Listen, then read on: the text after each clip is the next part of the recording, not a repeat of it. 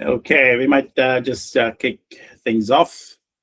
Hello, everyone. Welcome to the State of AI keynote. I will introduce myself in a minute. Um, I know some of you and have worked with some of you, and I know there are some of you who are new, and I hope to get to know you better. In a moment, I'll introduce myself, but before I do that, here's a snapshot of the agenda for today. Our goal is to bring up to speed, us all up to speed on the market trends that I've been following and writing about as I advise customers.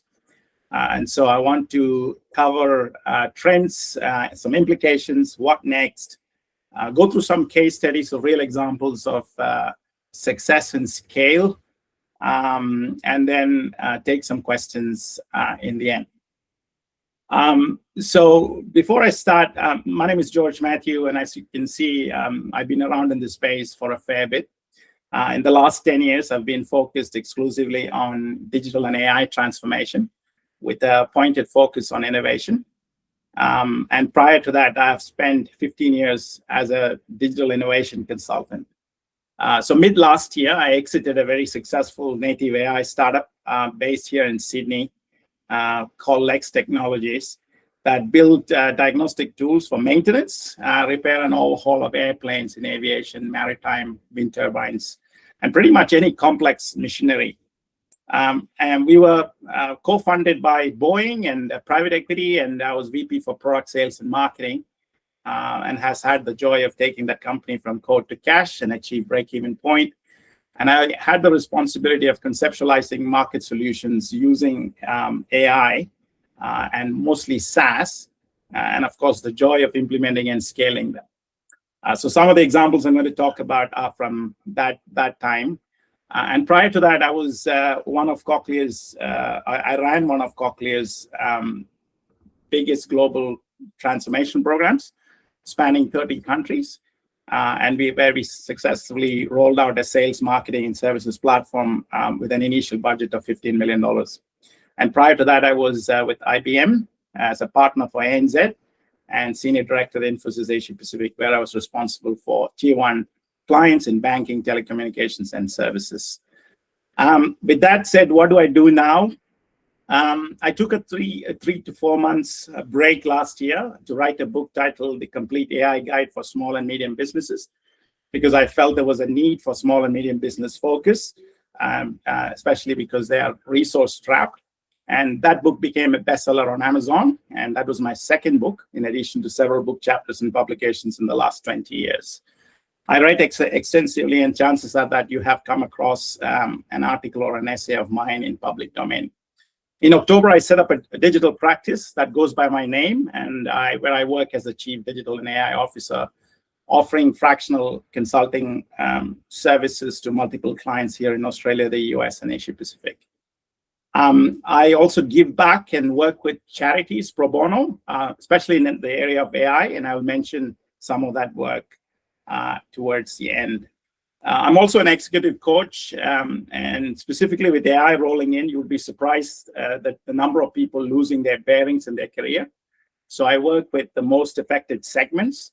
I get a lot of customers at the entry level hoping to get a graduate position that they are not getting because companies are focused, their tasks are moving to AI. And so I also get customers from mid-career levels in the age group of 40s and 50s who find it challenging without AI skills. And I said I write, and I also do podcasts. I interview CEOs from other businesses. And there is one interesting interview that's coming up that you might want to take a look at on the rise of robotics, where I interview a Boston-based company called Rise Robotics, which focuses on heavy industry and the use of robotics there. So with that said, I just want to start by setting the context and agenda for what I would cover today.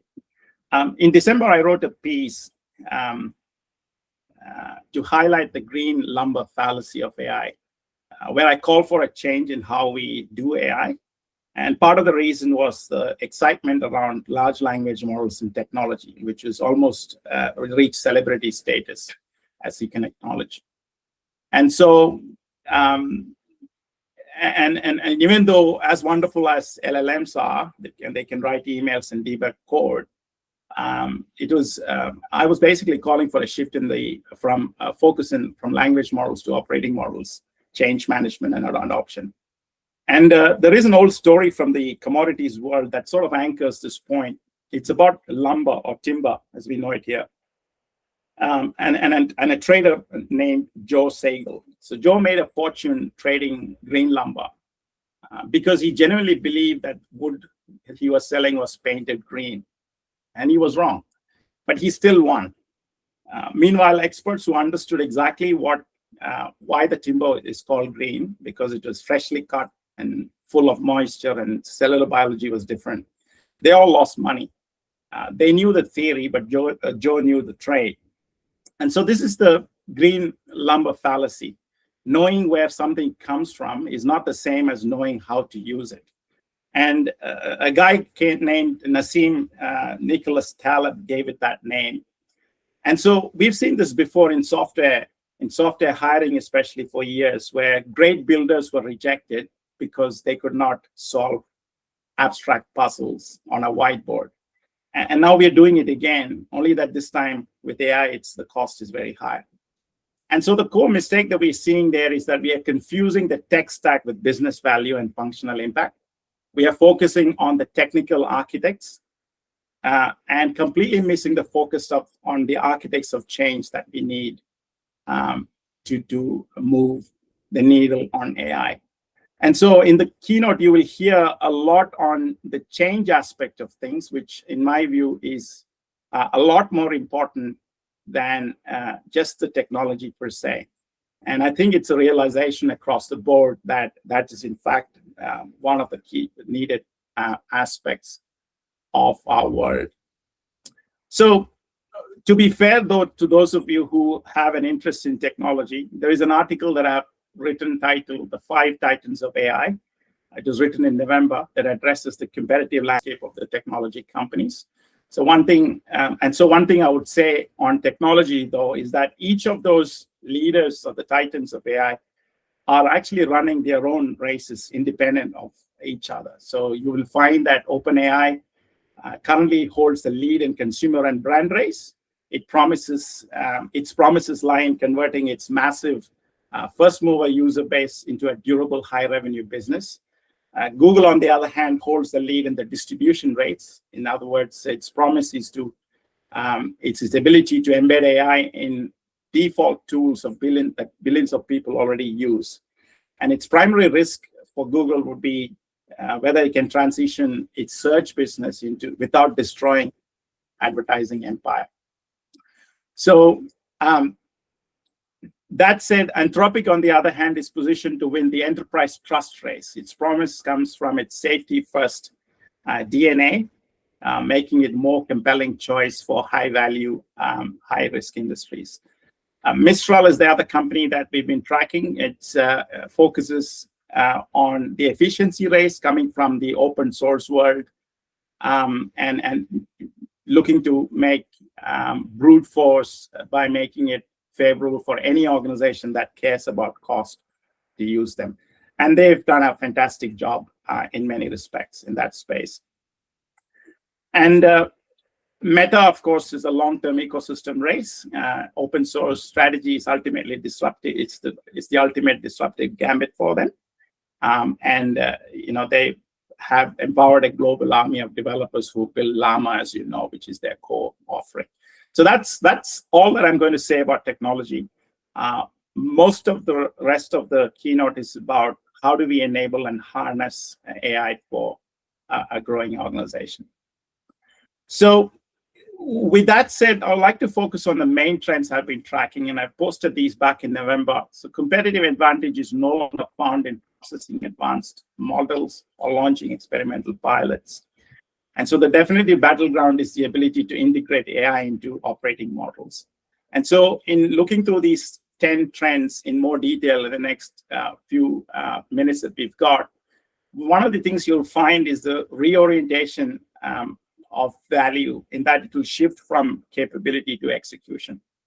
The potential of AI capability is worthless without the successful application, as we are now realizing.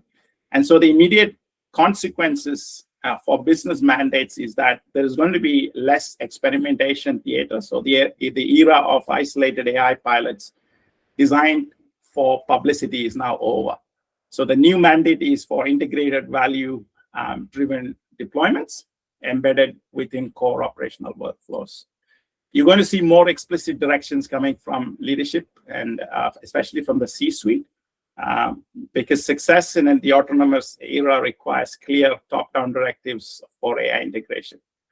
And then, of course, you're going to see growing tension as autonomous systems are woven more deeply into the corporate fabric. There will be friction between rapid innovation and the non-negotiable requirements of corporate compliance and risk, which will intensify. So as AI capabilities becomes infrastructure, the sole remaining differentiator becomes organizations' ability to absorb and operationalize these tools. That's why adoption is no longer a metric, it becomes a constraint on growth, and which is one of the things that you will see clearly as we move forward in this keynote. So the 10 trends that I've listed there, I've grouped them into 3 main buckets. So redefining internal operations and ways of working, which is a very critical part, because new technologies have the ability to take over some of those tasks and decision-making that humans were known for and used to. And therefore, that's from an internal perspective. From an external perspective, the reshaping of the market and value chain as a consequence of that. And then, of course, there's new macro environment that is emerging around it, where the risk and imperatives associated with it becomes crucial and important. Are we good so far? Can everyone hear me? If there's a thumbs up, that will do for now. Awesome, fantastic. All right. So moving forward, diving down into the different buckets, as it were. The first one about redefining internal operations and ways of working. So some of the analysis that I've been doing, what trends I've been focusing, one of the main areas that you're seeing predominantly talked about is the move from co-pilots to autonomous decision makers. So the co-pilot metaphor is evolving into obsolescence. So AI is moving beyond providing suggestions. And that's also being seen more as a reactive use of AI, because you prompt the system gives you a response. You can use it individually as a worker or a professional, but it doesn't do things for you. It doesn't do processing. It does not do processing for you. So that's a shift that we're going to see. So the direct expression of the shift is from assistance to execution. So from an assistive mode to execution mode, as AI systems get granted agency to act on the organization itself. And so the strategic implication is that you have to redefine roles, responsibilities, and accountability framework, because you are now trusting a system to make decisions for you. So a critical question is no longer how can AI help our people, but which decisions and processes can we fully automate and entrust in an AI agentic world to drive superior outcomes. So the second trend that you're going to see is radical redesign of business operating models. And so the rise of autonomous agents necessitates a complete rethink of traditional business structures. So linear human-centric workflows are becoming a drag on efficiency in a world where AI can execute complex tasks. In fact, most of what we know of organizational design is centered around people. And so the legacy hierarchies and resource allocation models must be dismantled to capitalize on the speed and scale of autonomous systems. And so the strategic implication is that your current organizational chart will become a strategic liability. The imperative is to initiate a root and branch operational redesign, starting with a cross-functional task force empowered to dissolve legacy silos and architect agent-centric workflows. So the third trend in looking at the ways of working is that the role of the human being or the human worker will change. Humans will evolve into AI orchestrators or collaborators. What that means is that as AI takes over direct task execution, the human role elevates to a more strategic level. So professionals will shift from doing the work to designing, overseeing, managing complex systems of autonomous AI agents.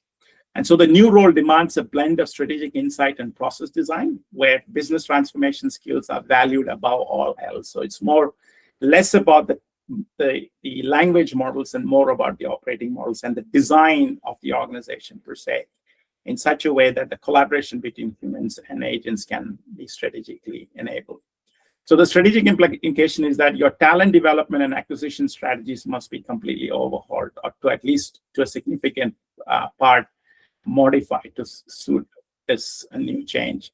So the mandate is to cultivate a workforce of AI orchestrators who can effectively collaborate with and manage agentic systems to achieve strategic goals. And the fourth trend that you're seeing is AI gets physical and with humanoid robots.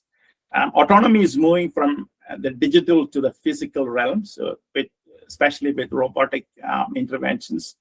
And the difference this time is that the robots are powered by advanced AI. And so the brain of the robot, if you will now become autonomous systems with the ability to make decisions.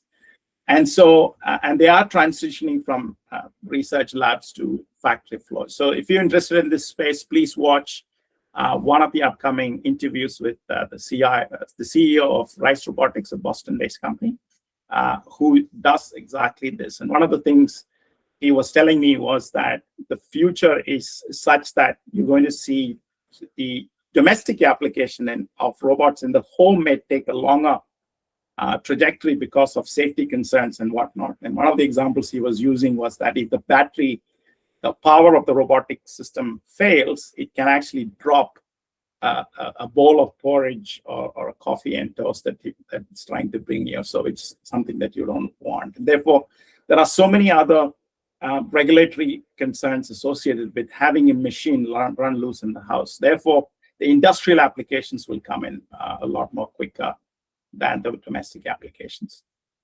And so the strategic imperative is that to shift robotics from long-term R&D initiatives to operational CapEx priority, the pilot programs must move from the labs to the floor, and they should have the ability to execute on very targeted, specific, measurable improvements going forward. The other thing that you will also find is that the volume of work that gets allocated also will shift. So by 2028, 15% of day-to-day work decisions will be made by autonomous AI systems, which is a prediction that is largely consistent with what Gartner has to say, McKinsey and the others have to say on this topic.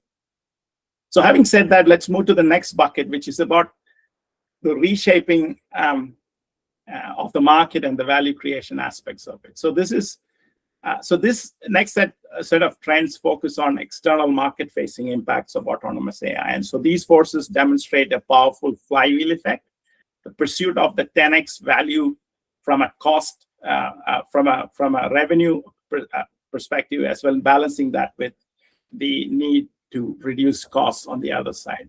So you're going to see the creation of outcome-based business models, which in turn directly disrupts the incumbent SaaS industry first and creates a demand for new discovery and distribution platforms.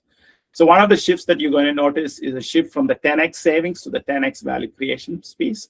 So if you look at deeper into this trend, the AI adoption was justified by incremental efficiency gains till recently or till now, because something is 10 times better. So we're looking for 10x change going into the future. So in the agentic era, you look for a far greater price in terms of efficiencies to be gained. So for example, if you take a use case of allowing your logistics 3PLs, if you're in the retail, for example, to do the whole routing by itself in more efficient ways and therefore be able to increase their throughput of deliveries, that would mean an uptick in revenue, for example, and also savings in costs and optimization of inventory and so on and so forth. So by leveraging these autonomous systems, therefore, to basically not only do your route mapping and the scheduling of your trucks to drivers, to stock and what have you, and also combining and pairing that with weather systems, for example, and optimizing for traffic scenarios, you are able to do a lot more with these systems on the value front, not just on the cost front. And so the imperative will be, the strategic conversations would be that there'll be a shift from the conversation moving from the CFO's office to more of the chief revenue officers or the chief strategy officer's office, where there is a lot more opportunities to be had. And so that's one shift you're going to see. So the primary goal here is that it's no longer a cost reduction play, but a revenue generation opportunity as well. And so how do we create new defensible market positions that rewrite the rules of your industry? The other trend you're going to see is that software as a service economy emerges. Or sorry, the service as a software economy emerges. We knew software as a service for years, but now there's a new emergence of service as software economy which will emerge, which essentially is about autonomous AI and enabling and bundling of complex processes and expert knowledge into on-demand digital services. So instead of selling software tool that a user must operate, businesses can now sell the outcome directly. And so one of the shifts you're going to see is, because, like I said before, organizations were designed for humans, you're now going to see software systems that are that has till recently or hitherto designed for humans shifting to software being designed for other software systems to work independently. And so software itself is transforming into a service that performs a function, not just a platform for humans to perform it. And so the strategic implication is that you must reevaluate your entire product portfolio. And the most significant opportunity is not to build a better tool, but to productize an entire workflow of decision-making processes. And if you are in the industry selling these software solutions, then you can sell it as a fully automated service. And so by 2028, 33% of enterprise software applications will include agentic AI in them, which is not designed for humans, but is designed for other systems to work with them. The other trend is that agentic AI begins to then cannibalize the software as a service industry as we knew it. And so the argument here is that, building on the previous trend, the rise of autonomous systems poses a direct existential threat to traditional software as a service model. So the question is, why pay a monthly subscription for a tool that requires a human user when an autonomous agent can be hired to achieve the desired outcome directly? So this fundamentally reshapes the value proposition of the software industry.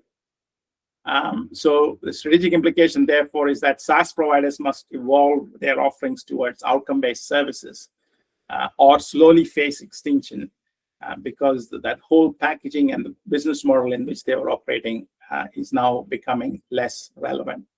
So enterprise customers, on the other hand, must also look strategically to deploy agentic systems to replace and consolidate some of those redundant parts of the expensive SaaS portfolios. And the last trend I want to talk about in this bucket is that AI app stores will emerge and go on stream. So the thinking here is that, just as mobile app stores created a vibrant ecosystem of developers and users, AI app stores will become the primary platform for discovering, deploying, and managing specialized AI agents. And so these marketplaces will accelerate the adoption by providing a standardized way to access pre-trained agents, domain-specific to the industries that we all work in, for an array of business functions. So that's going to be one of the interesting development you're going to see. And so it sort of disintermediates the software industry, as it were, both in terms of how software is produced, but it's also how it's consumed. And so a new and critical distribution channel is forming. Participation is not optional. You must develop a strategy for leveraging third-party agents from the marketplaces, subject to risk and compliance frameworks, and then publishing your own proprietary agents to create new and defensible revenue streams. Okay, and so that brings us to the third bucket, which is the new macro environment of risks and the imperatives associated with it. So this final group of trends elevates the perspective to a macro level in multiple ways, but more specifically in terms of how collectively as an industry we have the responsibility to look at new ways of confronting risks that it emerges because of allowing machines to talk to machines and also allowing machines to take decisions on behalf of humans. One of the stats that you see being thrown at, by the way, that should be 2028, not 2018, going back. You'll find is that 2 to 5 people can effectively supervise an agent factory of 50 to 100 specialized agents. So the thinking here is that when AI systems are granted the authority to act, it creates an entirely new category of security threats, or new categories of security threats. So the potential of malicious actors to exploit autonomous agents for fraud, data theft, and operational sabotage is not to be underestimated. So it introduces risks that traditional cybersecurity models are not equipped to handle today. And so the implication for us in leadership are that the risk management and cybersecurity must be fundamentally re-architected for the agentic era. And so it's for just this reason that you're going to see a lot of delay or hesitancy to adopt agentic agents and agentic AI into organizations. And so your mandate is to invest immediately in some of the new security protocols and governance frameworks and containment strategies. For example, agentic drift is a problem. What if your predictive models go, raw south on you, especially if you have a high peak buying season, if you're in retail, for example. And so the need for new frameworks and new ways of tackling these problems are an important area to look at. The other interesting area to follow from a risk imperative, from a macro environment perspective, is that the sovereign AI agenda is picking steam and it's becoming a geopolitical imperative for most countries. I know Australia has a strategy in place, but it's slow compared to many of the other countries that are investing in this area. The thinking is that as AI becomes critical national infrastructure, nations are prioritizing the development of independent sovereign AI capabilities. So this drive is fueled by concerns over data privacy and supply chain vulnerabilities and national security by and large. And so leading to a distinct regional AI ecosystem with their own models and regulations. And the other challenge is also just the supply chain on hardware itself is being disrupted because of this, because a lot of nations are trying to build their own sovereign AI because they have concerns about sharing their data, especially when it comes to government operations to outside vendors who are outside their country. I don't know whether you notice, if you try to assemble a personal computer these days, it's very hard to find enough memory in the market, and the prices of memory chips have gone up significantly. And part of the reason is because of the demand for storage and hardware for building some of these capabilities, not just for at the sovereign AI perspective, the national level, but even companies are trying to invest in their own capacity to use AI models, especially small language models within their organization and not wanting to go public cloud and so on and so forth. And so the global business strategy must take into account this fragmented AI landscape because of these geopolitical pressures. And we must prepare to navigate the differing data governance laws, anticipate supply chain disruptions, especially for AI hardware, and also adapt our own strategies to align with the geopolitical imperatives of the key market. And so that sort of takes you through the 10 trends that I've been tracking. As you'll know, that some of them have immediate impact, some of them have a 3-year impact, and those 3-year impacts is what I've been focused on. But you'll realize that many of these trends will have a 10-year impact down the line, which is what we are all preparing for. And so what does it look? What does next look like, and what is next? See, most companies will, excuse me, will talk about agentic AI in 2026, but very few will actually operate like an agentic enterprise or will even have the ability to think in those terms. And so that gap is where the next decade of advantage will be decided. So for the last 2 years, generative AI dazzled us with words and images and code. They are useful, impressive, and ultimately limited. And the real shift is happening quietly now, away from the content creation and towards autonomous action. So the board question has changed from not asking the question, what can AI say? Because that's what we are used to. We put in a prompt, it says something, and so we are happy with the response, or you use the response. But now the question would be, what decision can AI make without us? And so this is the beginning of the agentic enterprise. And so over the next 3 years, what you're going to see is organizations will move through a hard but predictable evolution. So from humans approving every AI action, which is human in the loop, to human supervising AI systems, human on the loop, to AI handling routine decisions end to end, human out of the loop, which is autonomy.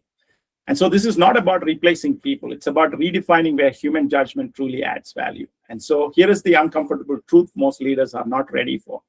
The biggest risk is not that AI is moving too fast, but it is that your operating model is moving too slow. And so many organizations will enter what Gartner calls the valley of death, which is essentially ambitious AI agentic pilots. They will do messy integrations, and unclear governance would be prevalent, and the momentum will quietly die as it evolves in the next few years. In fact, Gartner says about 40% of all agentic pilots in the next 3 years will fail on account of the fact that the organization does not have the stomach to actually hold the change that is coming in particular regard. And so those that survive will unlock something far more powerful than automation. So velocity at machine speed is something that we are not used to. So essentially, agentic systems take the cognitive gaps or the cognitive deficiencies of human decision making, because they can actually make decisions much faster. Capacity without linear headcount growth is something that you're going to see. So the association of growth has always been linearly associated with headcounts of people that you have. So that association will change. Quality and consistency, which humans cannot sustain at that kind of speed of decision making.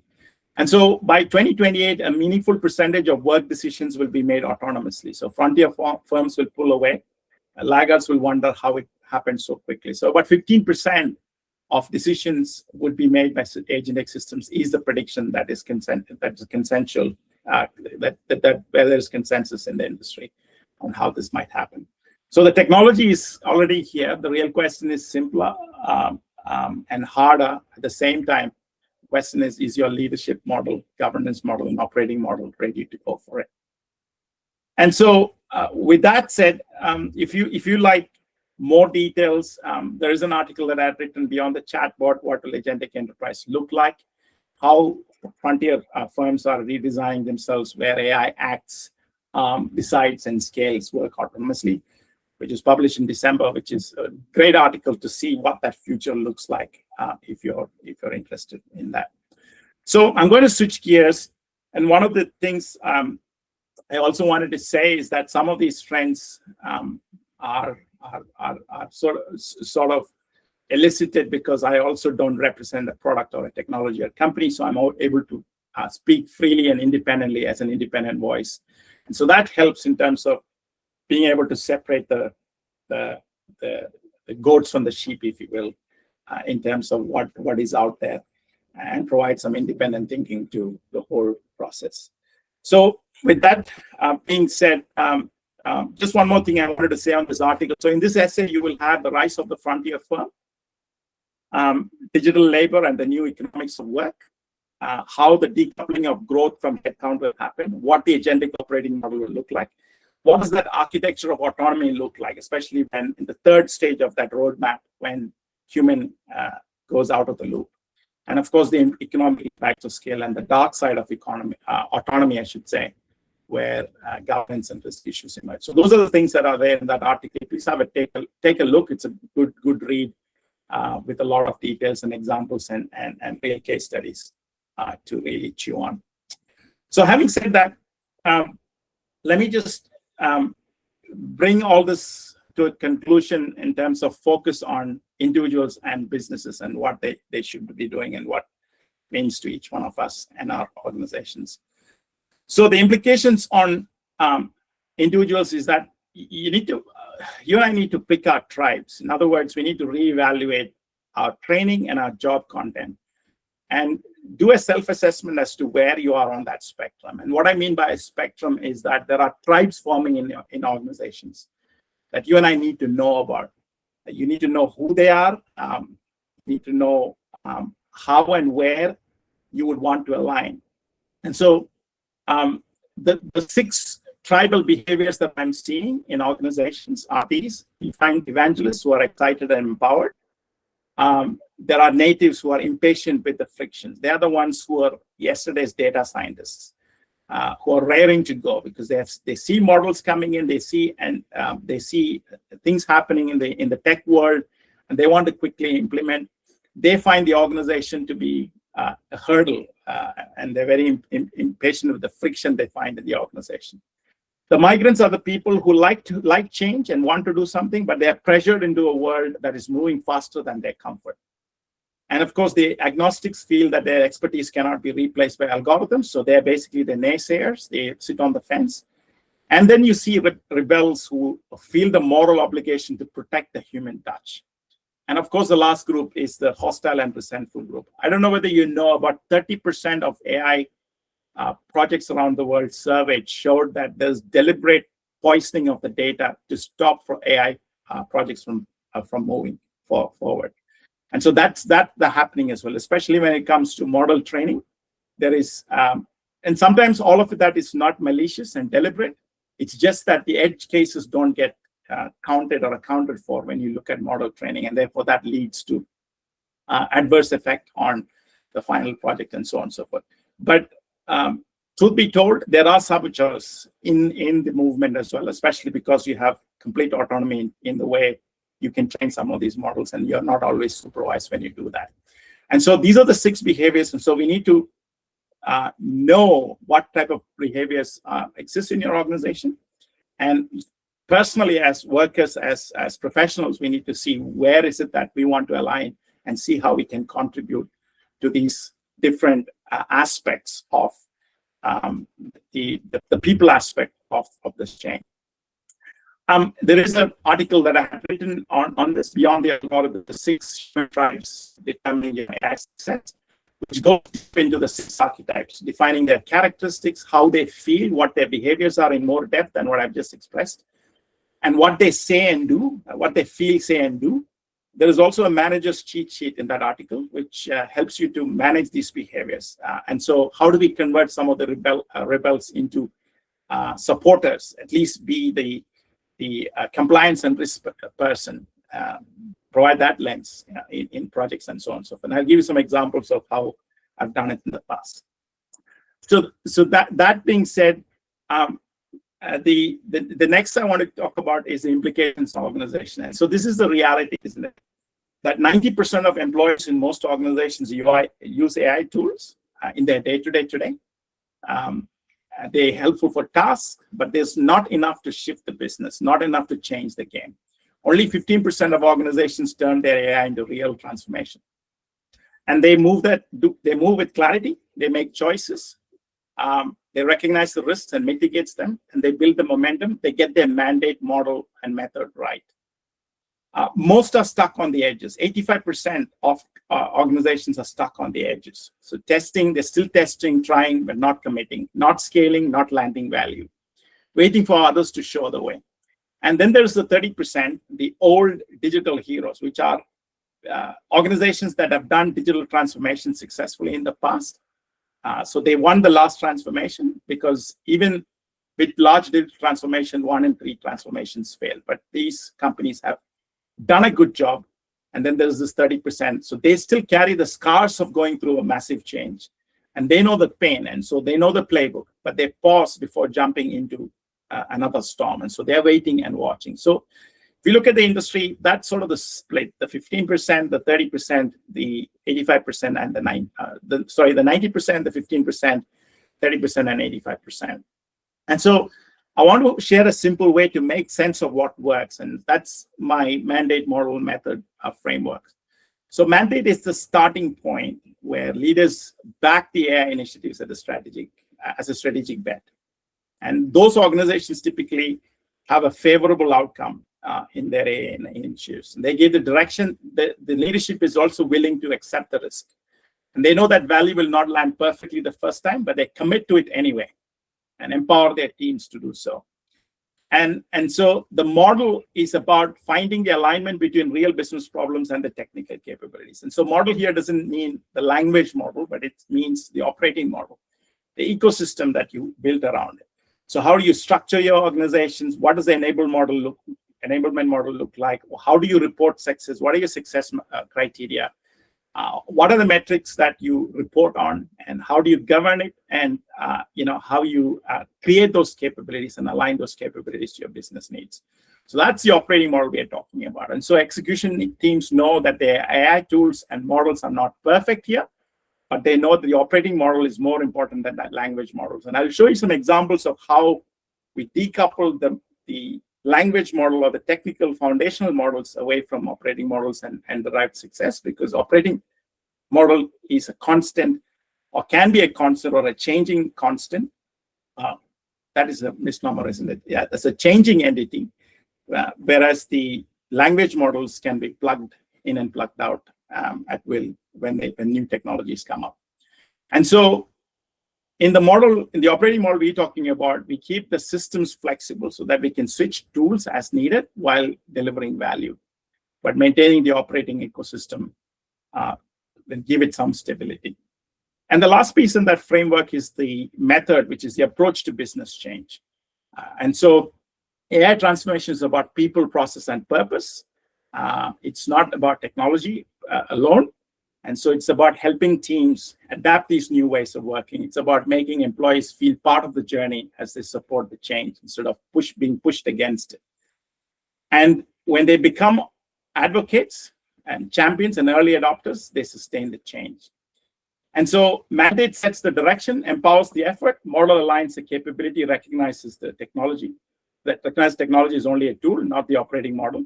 And method gives you drives the change with purpose. And so there is a full article on this and on how adoption becomes a new constraint and how you can actually embed that as a bunch of best practices, if you like to look at it. And in the remaining minutes, let me do this and switch gears and then walk you through some actual implementations that I have done that have scaled, became commercial success. And so I delivered my first Copilot back in 2019, and that was way before even ChatGPT was in the market. And you may ask why, because I think it was not called Copilot then, it was called virtual assistants. Copilot became a fashionable name much later after Microsoft branded it. So no one knew what Copilot was. ChatGPT didn't exist, but thanks to the hype, it made my selling and marketing easier. So what we did, the first pilot and scaling, pilot happened in 2019, scaling happened in 2020. And we were able to repeat that success in 2022 and 2024. Overall, I've done something like 26 different AI projects of different types, mostly in the virtual assistants Copilot state, because that is where the technology maturity was at that time. And out of which we had been able to do 10 out of the 26 pilots, about 10 were successful. Out of the 10, we were able to take 4 into full-scale production of recovery, repeated revenues. So this is long-term contracts where we're able to deploy that as part of your standard operating procedure within companies. And so out of the 10, if you look at the solutions that we generated, most of it was successful, but 4 of them led to long-term success in terms of scale and impact, while we solved a lot of problems using the 10. And so through the stories I'm going to elaborate, you will see a pattern that there is a success formula that exists in all these implementations. And so in that equation that you see on the slide, tech is rapidly becoming a commodity. You can buy intelligence. You can rent the best models in the world for pennies per million tokens. Technology is the easy part. The real hard part of the other variables, the change management, the operating model, and the adoption are coefficients of friction. They are the reasons why 80% of AI proof of concepts die on the vine. They work technically, but they fail organizationally. And so the questions that you would ask yourself and the choices that you make when hiring your people, in fact, a lot of hiring still happens in organizations. Hiring for people in AI roles are typically tech people being hired. In fact, we should switch that and hire people who can transform the organization as opposed to writing code or explaining code and explaining how LLMs work.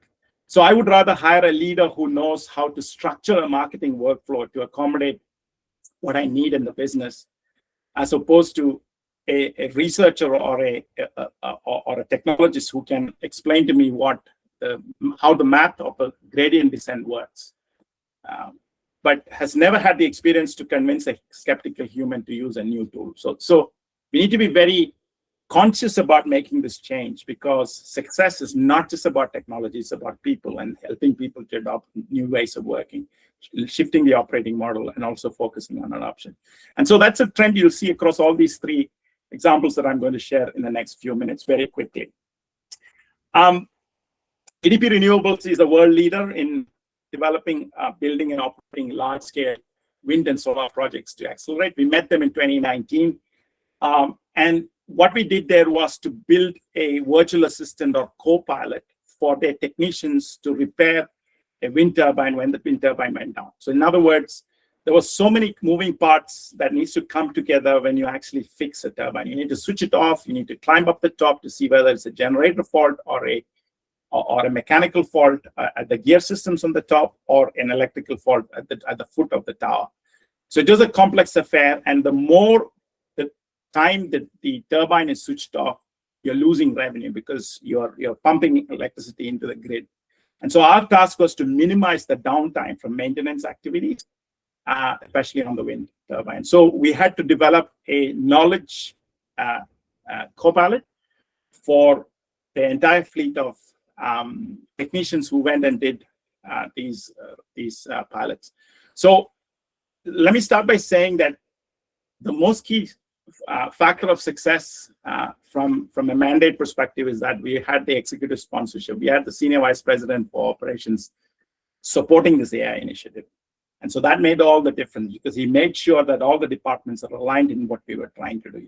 In terms of the operating model, we were able to isolate the troubleshooting workflow and identify all the tasks and activities and the people associated with it, and bring the people up front to work with us to become the change champions then for us to actually drive that. So that was the operating model part, the model part of the success story here. So we had, we selected for a pilot, we selected one turbine type. They had about 7 or 8. We selected one wind farm, and we recruited 10 users very specifically. And I say that specifically because I went to the sponsor and I said, can I interview the users you're putting on my project? Because what I was looking for was the 6 archetypes that I talked about. Because I didn't want a rebel on it. I didn't want a saboteur definitely on it. I didn't want an agnostic on my team, especially when I'm doing a pilot.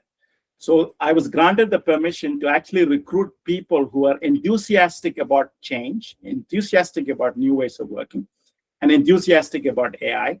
And those became my users and champions in terms of people that I work with. And using user-centered design, I was able to incorporate them and make them champions. And they went and evangelized to the rest of the world. Not me as a vendor, but they did. And so we were able to scale to 4 wind farms, 400 plus turbines in 2020. Pilot was in 2019. And in fact, we couldn't travel. And all of that work was actually done from here in Sydney remotely, because we are using SaaS systems secured on Microsoft Azure. So 4 wind farms, 400 turbines, and the measurements that we did afterwards, we were able to measure when turbines were switched off and when they were switched on due to a maintenance activity. And we are able to make a measurement between turbines that had our solution and didn't have our solution. And we found that we were able to reduce the turbine downtime by about 30%. And 30% downtime due to maintenance events for a renewable translate to something like $60 million when you have 400 turbines. So that's kind of impact that we generated to the business. And we were able to measure and show that back. And therefore, scale was easy for us. So that's one of the examples that I will quote. Very old example. And by the way, in terms of the models we used open source models. And then later in 2020, we were able to move that to OpenAI libraries that came through Microsoft Suite. So that's the technology piece. And because we were built in such a way that we could swap and switch, we used multiple models during that journey to be able to provide the same outcome because our operating model was solid. Our platform was flexible to be able to swap and swap our technology. So as advanced models came in, we were able to use it. The next example was 2022. Vanord is a global marine engineering contractor delivering dredging, offshore energy, and coastal infrastructure projects. So they had a survey. They do oceanographic surveys, the surveys that they need to do before you lay a pipeline or erect a new wind turbine in the ocean. And so they were able to use, they had to map the ocean floor to do that. And so the Copilot we started was for standardizing their survey setup protocols, equipping the teams with the capability to manage configuration issues, because for every survey, you had about 15 to 16 different pieces of equipment that needs to come together. So you have cameras, you have spectrometers, you've got robotic submarines that are sent, rovers on the ground, precision equipments of all kinds. They have to all work together in unison. And even though you set it up to your satisfaction before you leave the shore, things could go wrong. And you're typically going as a team of 2 or 3 into the ocean on a massive project. And if something goes wrong, you have to bring the whole equipment back. And that would delay the project and will also have significant cost escalation. And so with this project, we were able to prevent 100% prevention of cost escalations, because every issue that came after this, they were able to resolve at sea.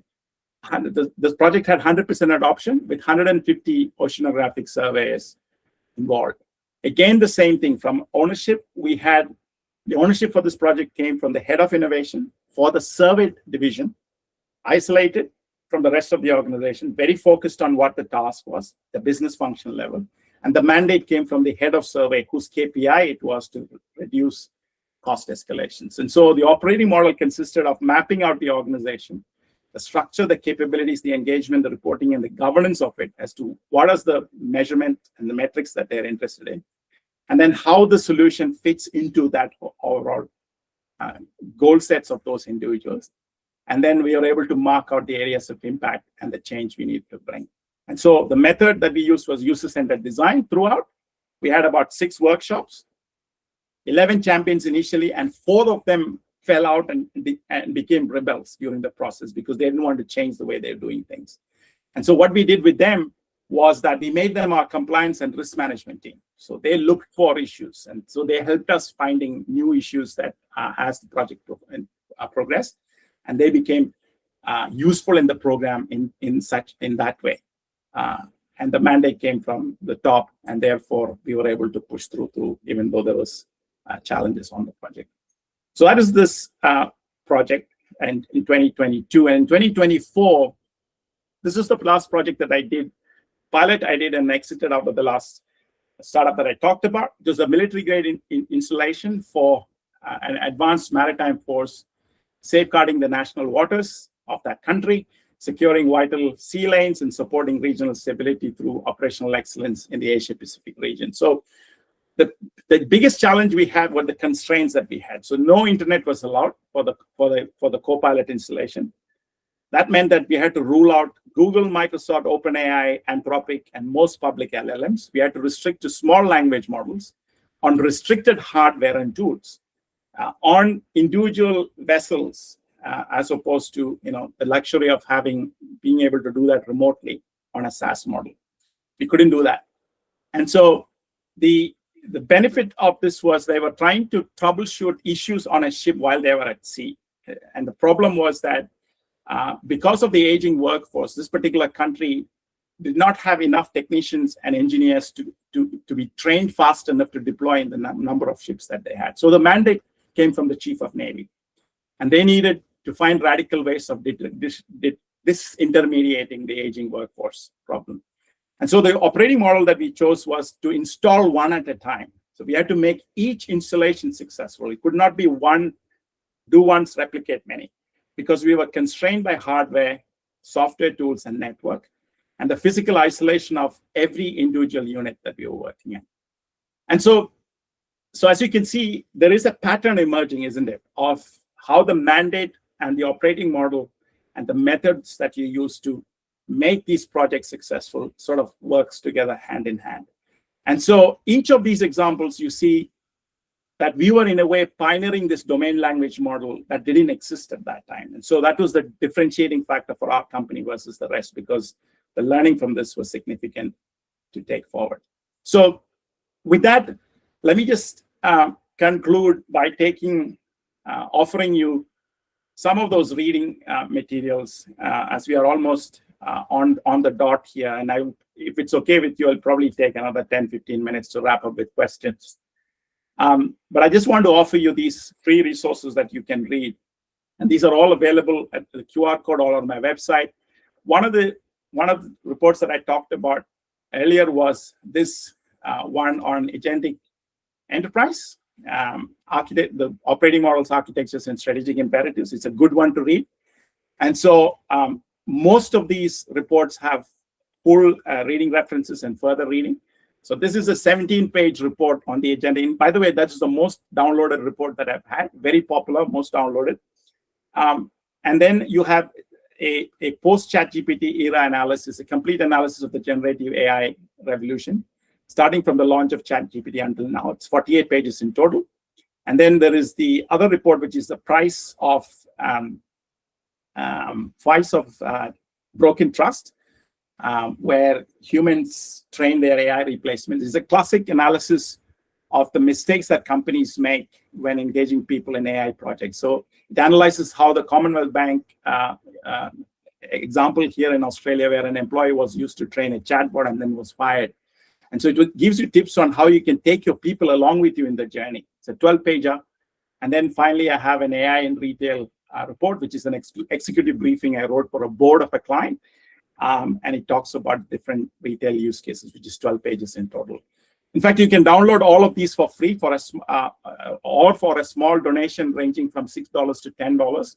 And that donation goes to fund an AI tooling that I'm building for a charity I work for in Mumbai called the Sport Mentoring Infusion, which is a sports NGO where I have built a student tracking system to help their coaches to provide holistic training to the children in the red light district and crime-infested areas of Mumbai. So each dollar would go into a long way in rehabilitating those children and the exemplary work they do, and specifically to fund the tools I need. So what I've done is basically build a checklist for the students to track their exercises and the pre-training activities, their different chores and different the hydration levels and what have you, and the training and different things they do.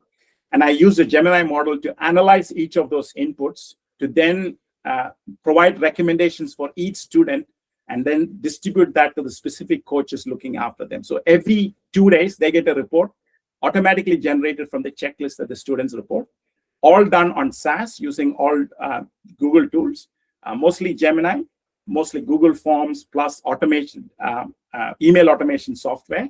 And combined together, it actually helps that NGO. And therefore, it's been able to save a lot of analysis that the coaches needed to do, which is largely coming through WhatsApp voice recording that each coach had to listen to at the end of the week to make a determination as to what course correction needed to happen on the ground. So that is now all automated using AI tools. So that's where that money goes in case you want to donate to some of these reports.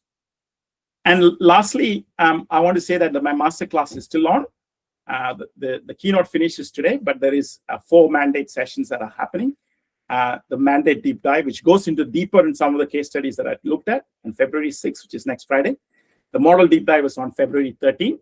The method deep dive is on the 20th, and the scale deep dive is on the 27th. So if you can't make it, but would like to order a session for your team or organization, please do that. And look, we can also look at group bookings. We can look at some discounts in terms of how many people would come in to look at some of these things. So with that, let me pause there and take some questions if you have any. Thank you for your patient listening. It's been wonderful to have all of you. Hey, George. Christian here. That's really, thank you for that. It's very insightful. I guess my background is working predominantly in transformation and change and user adoption. And certainly some of the traditional change and adoption models like ProSci and ADKAR are running hard to keep up with the pace of change. Do you see those processes or those approaches being adaptable, or do you think we need something new to drive adoption? Yeah, that's a very, very good question. I think each process would need to have an independent review and look at in terms of how the change driven by AI is going to make an impact. I mean, there are some areas where you don't need AI at all. There's no need to kind of AI-fy everything. And I think there is a lot of push to do that in our world, which I'm not in favor of. But an analysis to look at where does the maximum bang for the buck is really, really helpful and useful to basically make that determination. So, yeah, it's not for every process, but even within processes, there might be areas like, for example, one of the examples I used was we picked out the troubleshooting workflows separately because the people who worked on the field are in isolation of their central site office. And so what would happen in the normal world is that when they go out, they have an issue, they would call the lead supervisor who's actually fielding calls all the day. So the biggest problem was the lead supervisor is on the phone, not able to do his job, which is really planning for maintenance, downtime, and also preventive maintenance as opposed to reactive maintenance. And so in that particular example, the value was in actually enabling the people on the front and then democratizing the knowledge across the entire, fleet or team of technicians, as opposed to optimizing, say, inventory, for example, which SAP is supposed to do for years, right? So there are these nuances that you identify within specific processes where you see the maximum bang for the buck, but the call is not to change everything, but the call is to change those things that I have, and which is why the operating model is very important. Yeah. As opposed to, oh, we've got the new tool, let's fix it somewhere. Every hammer looking for a nail kind of situation. I hope that answers the question. Yeah, no, it does. Thank you. And do you think, a lot of organizations, they've been through digital transformations. They call them digital transformations over the last 5 or 10 years. Yeah. They're now faced with a new transformation and probably more fundamental, as you mentioned, around having to break the operating model, which, today's operating models are flavors of previous operating models, but we're talking about a whole new paradigm shift. Yeah. And is that driving a lot of reluctance, or is that driving opportunity? Yeah, so I think the question is that the question to ask is that when you look at a transformation roadmap, there are two ways of approaching transformation. One is to say, I'm at point A and I want to go towards point C, whereas there's the delta is the B in the middle. Yeah.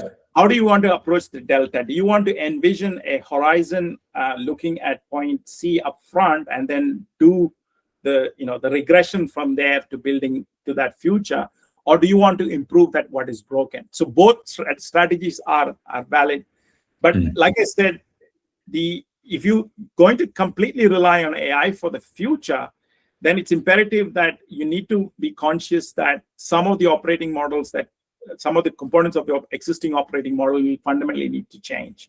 That's a huge psychological change, because you will have to take humans out of the loop in what they are today. And look, human-related change is the most difficult change, as you know.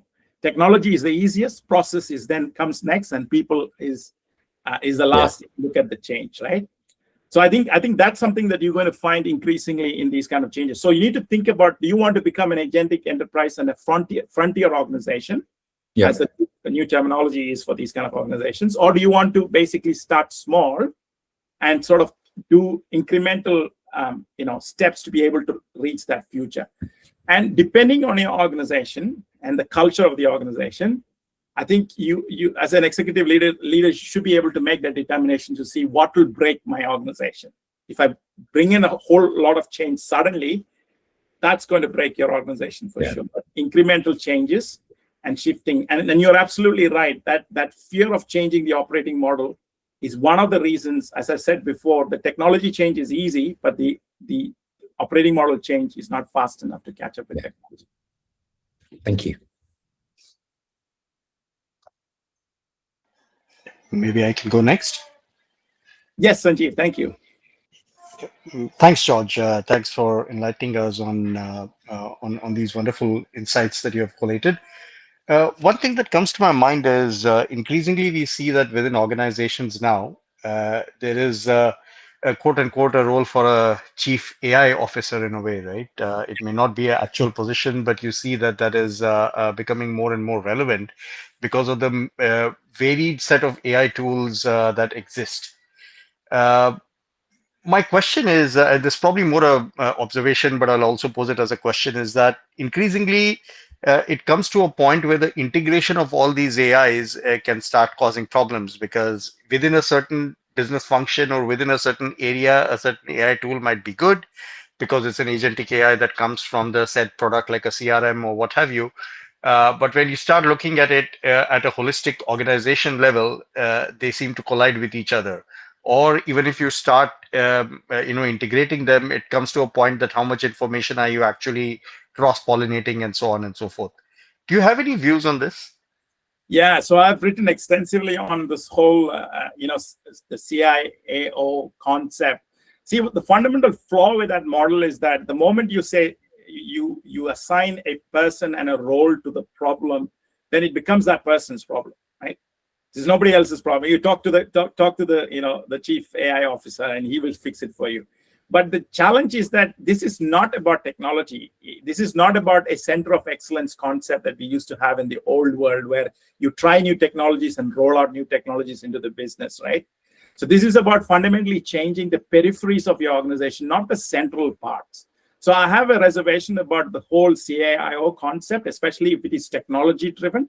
And if you look at most companies today, they're all they have a person playing that role, or officially or not. They're all looking for use cases that you can enable, right?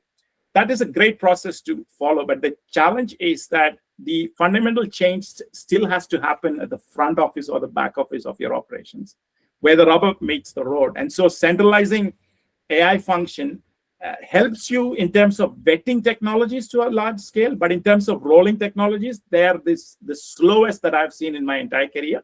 Because what happens is that for a large organization, you will have 100 use case, and you will try to start to centrally assign priorities in terms of what is the biggest bang for the buck.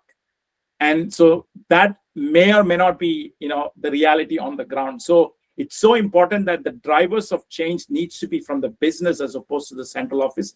That's my view, and that's where it's happened. And if you look at all of my examples, all of the champions and the sponsors of those programs were business leaders, not a central office function. The function of a central office exists, and don't get me wrong, you need to still vet your technologies. You need to look at your compliance and risk and whether it aligns with everything else. Of course, you need to do that. But the driver of change needs to be, the person on the front. It's like if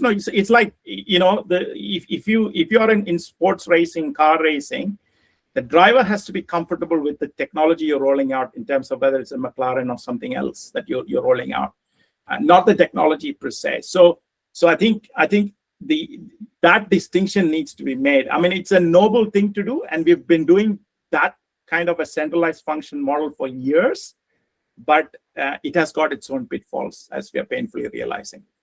I hope that answers the question.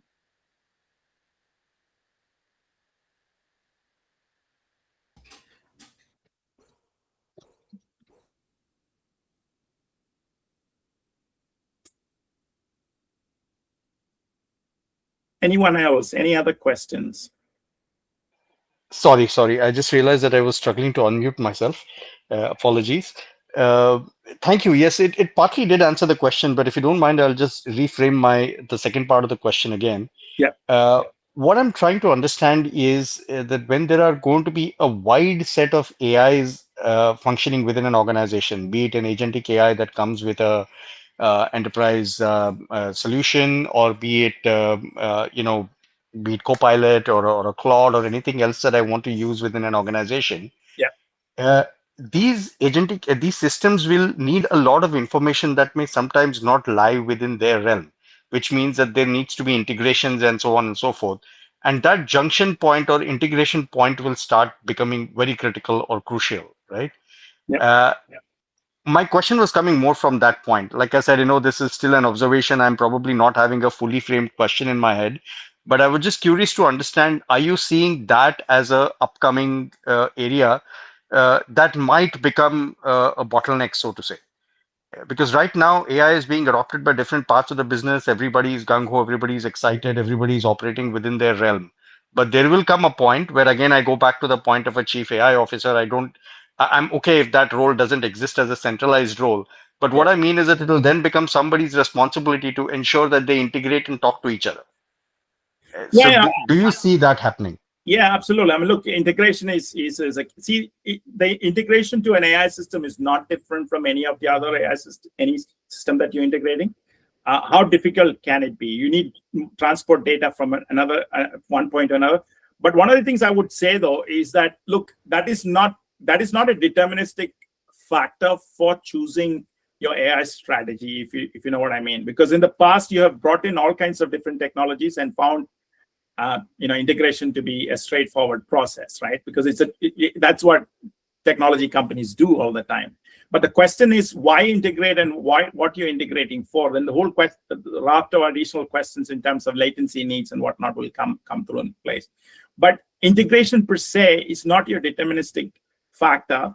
But I do understand the question within the question you're asking is that should that be an upfront consideration before you select a particular technology tool or not?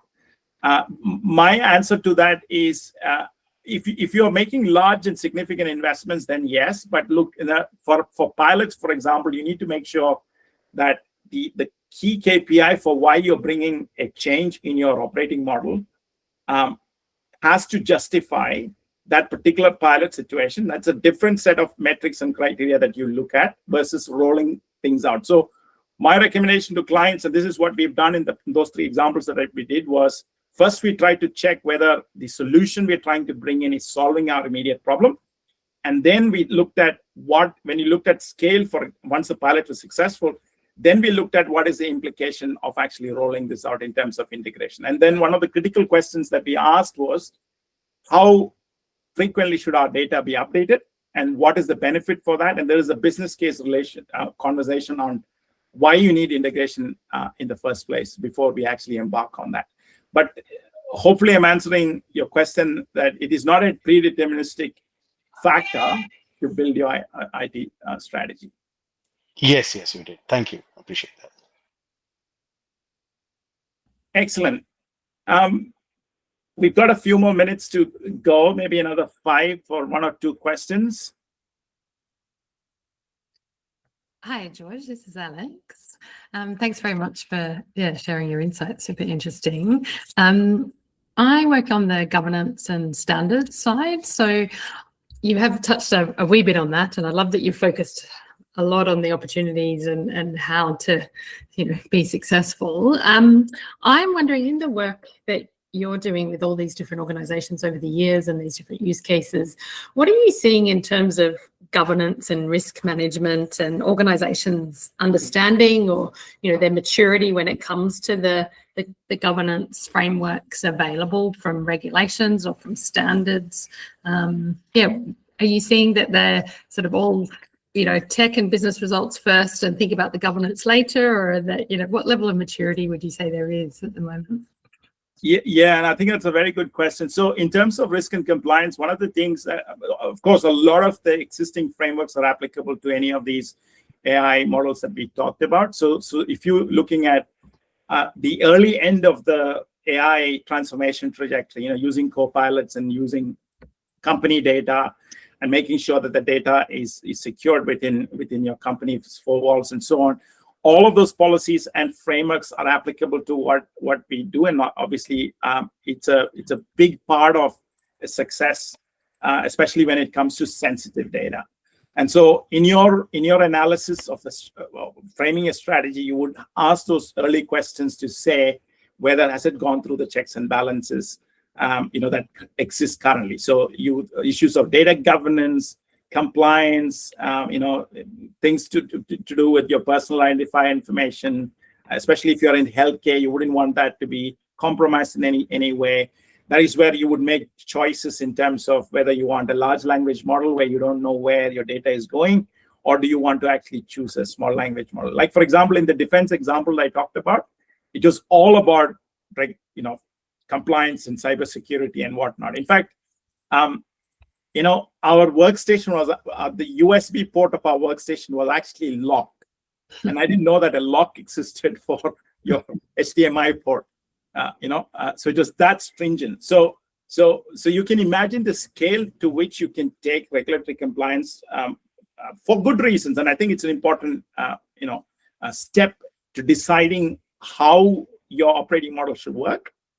So having said that, when it comes to agentic AI and the way autonomous systems work, that is still a gray area in most countries, and we're not any different here in Australia or any part of the world. In fact, if you notice, this week there was a new announcement that a company in the US is for the first time, insuring Teslas on their autonomous driving cars. After all these years of having autonomous cars in the market, they're just responding to that because they now understand the risk associated with letting a machine drive versus a human drive, and they're willing to actually, underwrite that risk. So you can see this is an emerging and a gray area. So if companies are going for agentic systems, the way I've been explaining that trend in terms of how you're letting control of your decisions to systems that you don't even know how it functions, there is that huge risk in terms of the maturity of the regulatory and compliance risks catching up with the technology change. So my answer to that question is that in low risk areas, like where human is in the loop, you can still extend your existing compliance and regulatory frameworks too, and it works perfectly fine. And depending on your industry, depending on the sanctity of the data that you're actually deploying on some of these systems, the existing frameworks would be more than sufficient for that. But when it comes to agentic AI and autonomous systems, building of those systems, we have to be extremely, extremely careful to see whether we've got the safeguards in the place. And my experience is that 8 out of 10 places, that framework doesn't exist, except in some frontier companies and clients that are thinking well ahead of the rest. Mm-hmm. The other way to mitigate that is when you pick your use case, you have to look at use cases that have minimal impact in terms of some of the concerns you have. Like, for example, in marketing and promotions and campaigns and whatnot, in any case, you're wanting to send your message out. And so those functions are probably the first cab of the rank in terms of using some of these systems, because you've already made a predetermined risk assessment to say that so long as the messaging is vetted, so long as our targeting is vetted, so long as our personal consent and other things are taken care of, then we are ready to use AI systems. Whereas if you're working with crucial personal identifying information, then your safeguards need to be looked at very differently. And a lot of companies already have mature frameworks there, but in the newer areas of how autonomous systems are working, I think very few companies have a good framework there. Great, thank you. Okay, there's time for one more question. Otherwise, we can call it a day. Thank you so much. I'm looking for my last question. Yep. All right. Thanks, everyone. Look, you've got my contacts. You know where to get the different resources that's available. I might send you a feedback form of some kind, just to say thank you, and also to give you those links again. If your organizations are looking at some of these things, I'm happy to have a chat. But one of the things, I enjoy doing is sharing information and research that I've been doing myself for my own upkeep. And in this new world, you need to basically be at the pointy end of, where you can be. And so that's really what I've had the pleasure of doing. So thank you so much. Thank you, George. Thanks, everyone. Thanks, George. Okay.